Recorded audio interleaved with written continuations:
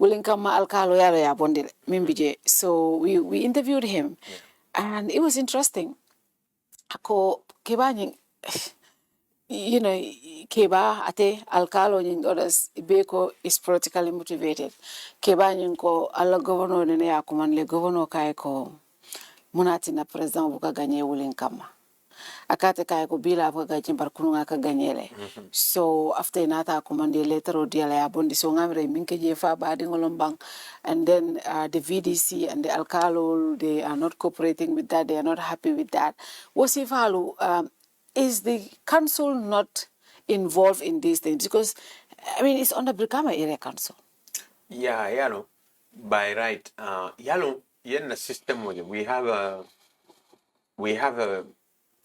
two parallel systems. Meaning they are competing each other. And it's a big problem for our local governance.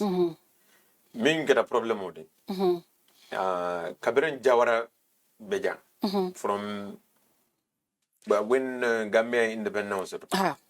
Nga system min tara non tubabol bulu ngole system mo nyin ngole continent. Tubabol we having this feudal system where atundel van kings or local kings in their region they all turn into chiefs. What chiefs solu wolle nada ke maralol they were depending those chiefs purka law and order maintained in the society. Wo system mo adopta alkalo lu sa tawul ni mim follow sa tawul wol keta alkalo te. Minu la tunno mu jede wol keta chief salt. Ye fantara king min koto yela sa tawul min koto wo keta la king de. Tubawole wol fali ya ke chief de. But what chieftain singing was part of like a royal family malemenunje. Family minimum king ti wala ka kontine ke safe na banda dingo ya ta. Alkalia fana mbolo nyama na banda dingo ya ta. Na banda mama dingo ya ta. This hereditary fenkonyin system onyin wole be woto. Saying kabirin jamme nyolnat. They wanted to reform. Because now we want everything to be based on democratic system.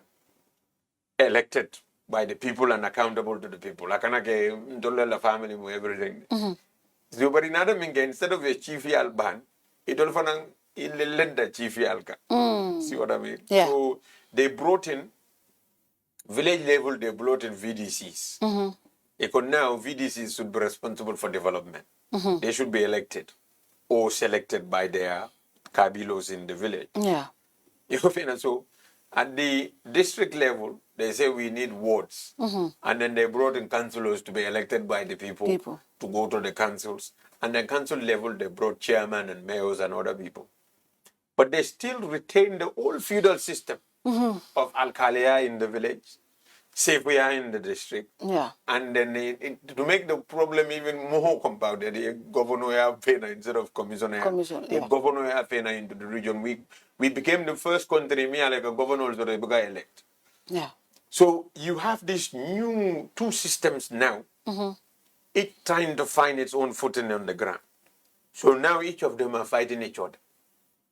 So VDCs wants power from the Alkalos. Alkalos want VDC to be completely controlled by them. Big problem. So you have the VDCs against the Alkalos in village level. Safe and control at the district level. And then you have the chairman and the governor fighting at the regional level. The systems are not working. Okay. Democratic leaders also now, what the president and the powers try to do, because now the people seems to have power to elect their leaders who represent them and hold them accountable. It all where they feel like they're lacking those powers or people have taken that from them, because we will retain the Alkalos and empower them so that we defeat the purpose of this whole local government sort of like a autonomy business. So this is the problem you have. So Alkalos now, they turn the Alkalos to their, more or less their political stooges. Left him won't be convinced. This becomes the big problem for Alkalos. Alkalos' role now is mainly redundant. They only there for president ko commandant ko nyim president ko nyim aning sefo ko nyim aning governor ko nyim. big problem. Governors now have no other power except Katara Alkalo Bonilla, Ibe Munonla, Ibafale Al Sato Dundembulunyoto, Alkana Song VDC getting, Alkana Son getting. We have a very big problem. Right down to the very bottom, our democracy and our governance is having problems. And a society of that nature, if we don't adopt one system and move on, we have a problem. We have to be a more accountable and a more democratic society than the feudal system we inherited before. Or we leave the democracy and we go to the royal system, a monarchy sort of system. We let them rule and then we all follow. But if we want to be democratic system, it needs to be right down the channel. The same thing with at the cabinet level. We used to have MPs. They would serve both in parliament and in cabinet. And then they have a bit of a dilemma, because if they want to become the total puppets of the president, sometimes that can backfire at their constituency level. So they have to track the balance very carefully, because the president by cabinet doesn't mean that you lose your seat in parliament. But if your people fire you, then you lose both. Both, yeah. You see what I mean? So they were very careful about these things. So Yaya Jamanatako, he wants complete separation of the two. We should have cabinet made up of Secretary of States who are not members of parliament. They're not supposed to be politicians. They're supposed to be technocrats. And then the politicians go to parliament and then hold the other ones accountable. This is the perfect scenario how it's supposed to be. But in Mingara, you see, they will come with a very good thing which favors democracy. But then democracy plays its ugly part. So in the end, what they've done is, they decided they found a particular Manfellong in technocracy. For me, Dr. Savali Samba agriculture, me alam fellow agriculture. But because Atalamun number one Fengoti, Wurlan in the Amanada, Naboka Kuma makes sense. But if somebody Minka Wuragavo, Akadanya Jali number one, so I made him minister. Everybody suffers. No one gains, no progress. And then sometimes we ask ourselves, why is this country not progressing? Well, these are some of the problems. The problem is in the system we have. The system you see, when Usman Sonko came, one thing I like about their style was they put cabinet members who are completely neutral from politics. Technocrats. You don't see them on any political platform. Sonko Nana, deputy, they do the politics. These other one, they only want to talk about the expertise. Yeah. Senegal is moving. And told for me support become foreign justice minister kamanko justice is slow. But Jamaye mune for mole kununga ko look atebuka mo force al do kola. That the system works and the justice and it works, yes. So this is the thing. Because now the political influence is gone.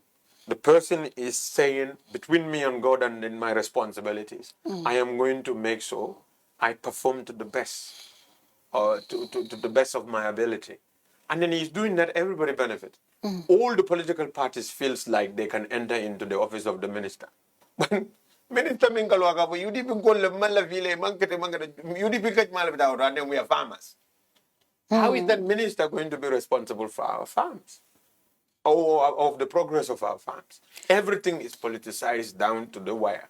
So at the end of the day, you feel like, why did we end up moving from the old system to the new system if we said we wanted that sort of separation of powers? And all of a sudden, we mix them all at the same time. It doesn't make any sense. In fact, now what we've done is we created even more problem for ourselves.